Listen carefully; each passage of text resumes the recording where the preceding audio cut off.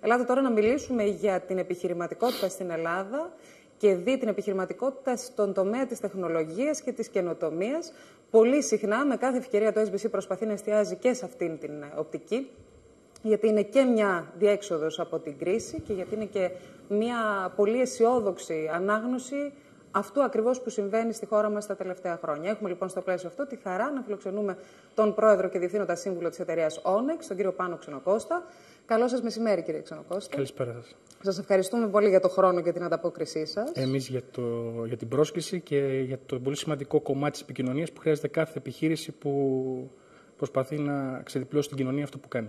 Εσείς λοιπόν θέλουμε πάρα πολύ να ξεδιπλώσετε στους τηλεθεατές μας αυτό που κάνετε. Γιατί είναι μια εξαιρετικά ασυνήθιστη επιχειρηματική ιστορία. Είστε μία από τις ελάχιστες ελληνικές επιχειρήσεις που ασχολούνται στον κλάδο της καινοτομίας και της τεχνολογίας και μάλιστα με προϊόντα που ξεπερνούν θα μου επιτρέψετε να πω, τις τάσεις, τα trends της εποχής, που είναι, ξέρω εγώ, η επικοινωνία ή τα mobile.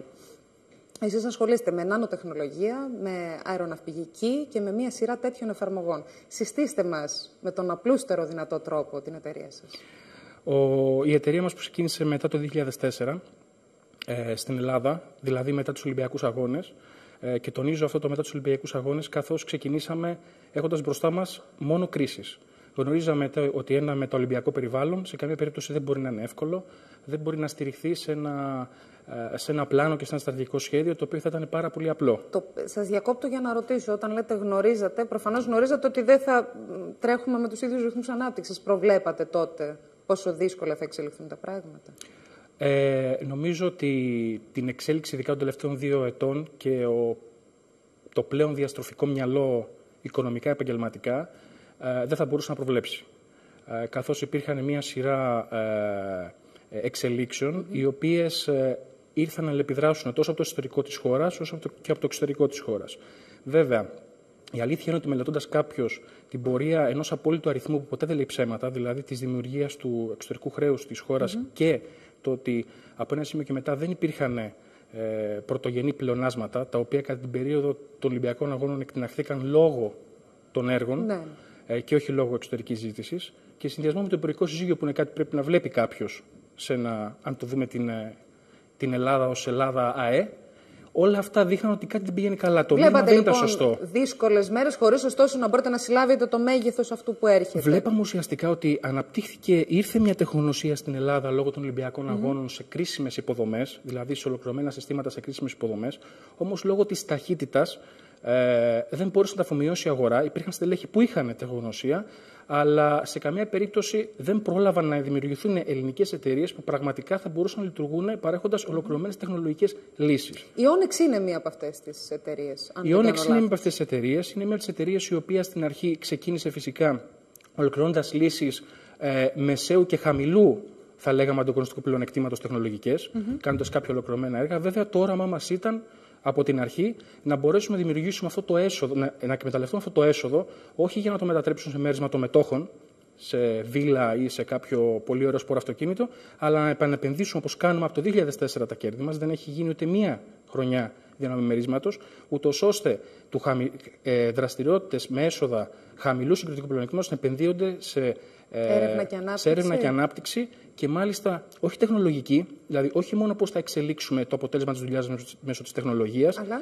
ριζική. Τι σημαίνει ριζική? Ριζική σημαίνει τολμό να κάνω κάτι τελείως διαφορετικό αυτό που κάνω. Λοιπόν, το μότο της Onyx, όπως θα το δει κανείς αν επισκεφθεί τον ιστότοπο της εταιρείας, είναι όταν δεν μπορείς να βρεις το δρόμο, πρέπει να τον φτιάξεις. Εδώ λοιπόν είμαστε σε μία περίοδο για αυτή τη χώρα που το δρόμο, οι απόψεις δίστανται, αλλά οι περισσότεροι βλέπουμε να μην τον έχουμε βρει ακόμη. Το ερώτημα είναι πώς μπορούμε να τον φτιάξουμε. Εσείς πρόσφατα τοποθετηθήκατε επ' αυτού του θέματος, πάντα με άξονα την καινοτομία και την τεχνολογία και στο πλαίσιο του συνεδρίου του Ελληνοαμερικανικού Επιμελητηρίου. Εκεί λοιπόν είπατε ότι θα πρέπει οι ίδιες οι εταιρείες να δημιουργήσουν τις προϋποθέσεις για να μπούμε σε μια τροχιά ανάπτυξης, για να εισρεύσουν κεφάλαια, για να γίνουν επενδύσεις. Μέσα από την Onyx, πώς μπορείτε να δείτε πρακτικά αυτό να συμβαίνει? Πρακτικά, μέσα από την εταιρεία μας, αυτό που έχουμε κάνει στο επόμενο πενταετές πλάνο είναι να δούμε τομείς κρίσιμους, τομείς καινοτομίας και τομείς που θα μπορούσαν να δημιουργήσουν τις προϋποθέσεις ούτως ώστε να εκμεταλλευτεί και να αξιοποιηθεί η όποια υποδομή βρίσκεται αυτή τη στιγμή υπό απαξίωση. Βρισκόμαστε σε μια περίοδο κρίσης, οπότε οι υποδομές βρίσκονται υπό απαξίωση. Εργατικό δυναμικό, αν δεν έχει φύγει το εξωτερικό, βρίσκεται ουσιαστικά δυστυχώς σε αυτόν τον κάδο που λέμε το μεγάλο, που μεγαλώνει των ανέργων. Οπότε όλο αυτό το μείγμα θα πρέπει να δούμε πώς θα μπορούσαμε, εμείς έχουμε δει γενικά πώς θα μπορούσαμε να το αξιοποιήσουμε ώστε να προσελκύσουμε επενδύσεις. Εκεί βέβαια, αν κάποιος περιμένει μέσα σε μια περίοδο κρίσης άμεσες ξένες επενδύσεις απευθείας, ακόμα και να λύνονταν διαμαγείας όλα αυτά τα απίστευτα προβλήματα, τα entry barriers που έχει η ελληνική αγορά, αν μπορούσαμε να τα λύσουμε. Για τις συστημικές τρευλώσεις, ας πούμε, για τη γραφειοκρατία, ακριβώς, για τα διαφορά, για όλα αυτά, αν λύνονταν διαμαγείας, σε μια περίοδο κρίσης, οι άμεσες ξένες επενδύσεις, αν δεν μιλάμε για κεφαλαιακές αγορές, δηλαδή κατευθείαν σε παραγωγικές δραστηριότητες, είναι σχεδόν αδύνατες γιατί σε κανένα μέρος του κόσμου δεν συμβαίνουν έτσι αυτοματοποιημένα.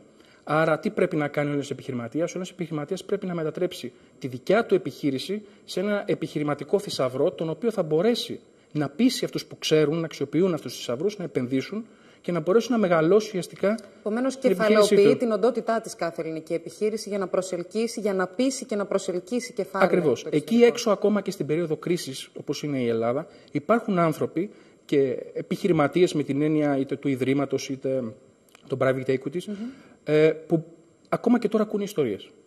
Όμως πρέπει να είμαστε έτοιμοι η ιστορία που θα πούμε να είναι πάρα πολύ καλή και φυσικά αν η ιστορία που θα πούμε είναι επαναλαμβανόμενη, έχει την ίδια απόδοση με αυτήν στη χώρα του, στην Αμερική, στην Αγγλία, φυσικά το ρίσκο δεν δικαιολογεί την απόδοση. Άρα για να μπορέσουμε να προσελκύσουμε θέλουμε ωραίες ιστορίες με απόδοση που δικαιολογούν το ρίσκο. Να σας ρωτήσω, κύριε Ξενοκώστα, εσείς από την εμπειρία που έχετε, οι ιστορίες που πρέπει να πει ένας Έλληνας επιχειρηματίας για να πείσει, πρέπει να είναι το ίδιο καλές με τις ιστορίες που θα πει ένας Βρετανός, παραδείγματι ένας Ολλανδός, ή πρέπει να είναι ακόμη καλύτερες? Θέλω να πω, είναι σαφές ότι την έξωθεν καλή μαρτυρία μας την έχουμε απολέσει τα 2 τελευταία χρόνια ως ένα βαθμό. Θέλω λοιπόν να ρωτήσω εσάς που είστε ένας επιχειρηματίας πετυχημένος στον τομέα του. Πετυχημένος είναι πολύ νωρίς ακόμα. Εντάξει, θα μου επιτρέψετε να σας προσδώσω τον όρο βλέποντας στοιχειωδώς τα μεγέθη της επιχείρησής σας. Θα ήθελα λοιπόν να μου πείτε πόσο εύκολο είναι να υπερβεί τα στερεότυπα και τις επιφυλάξεις των ξένων, πιθανών συνεργατών, πιθανών επενδυτών, πιθανών εταίρων. Δυστυχώς τα τελευταία 2 χρόνια κάναμε μια πολύ κακή διαφήμιση του εαυτού μας στο εξωτερικό. Και τον κάναμε μόνοι μας. Τη διαφήμιση την κακή την κάναμε μόνοι μας. Αυτή η διαφήμιση είχε να κάνει, θα μου επιτρέψετε να πω, περισσότερο με τις ταραχές, με τον κοινωνικό αντίκτυπο της κρίσης, λιγότερο με τους Έλληνες επιχειρηματίες. Γιατί έχει επηρεάσει τις επιχειρήσεις? Καταρχήν το θέμα αξιοπιστίας, αν ένας άνθρωπος, ανεξάρτητα είναι επιχειρηματίας, πολιτικός, ανεξάρτητα αν είναι δημόσιος υπάλληλος ή ιδιωτικός, είμαστε όλοι άνθρωποι Έλληνες. Κάποια βασικά χαρακτηριστικά κουλτούρας μας ακολουθούν. Αν δηλαδή προς τα έξω προβληθεί ότι ήμασταν αξιόπιστοι και λέμε ψέματα, αν λέμε ψέματα όταν έχουμε τη διαχείριση του κράτους, θα πούμε ψέματα όταν έχουμε την επιχείρηση, θα πούμε ψέματα όταν είμαστε στο δημόσιο. Στερεότυπο. Άρα ακριβώς. Άρα η κουλτούρα, αυτό που βγαίνει προς τα έξω, έτσι κι αλλιώς είναι κάτι το οποίο πρέπει να ανασκευάσουμε μέσα την καθημερινότητά μας. Ότι όταν δίνουμε το χέρι μας, τηρούμε το λόγο μας. Όταν λέμε κάτι, ισχύει αυτό. Αγωνίζεστε γι' αυτό, βλέπετε να είναι δύσκολο αυτό? Αναγκαστικά γινόμαστε πρεσβευτές και προσπαθούμε να το αποδείξουμε. Η αλήθεια είναι ότι ειδικά με την αμερικάνικη αγορά, με την οποία έχουμε πάρα πολύ καλές σχέσεις, είμαστε πολύ welcome. Μας λατρεύουν πάρα πολύ την αρχαία Ελλάδα, ακολουθούν τις διδαχές των αρχαίων Ελλήνων, άρα από εκεί ξεκινάμε από ένα σκαλοπάτι και πάνω. Αλλά βέβαια πάλι επενδύουμε στο ίδιο γνωστό φολκλωρικό πια μοτίβο του αρχαίου ένδοξου παρελθόντος.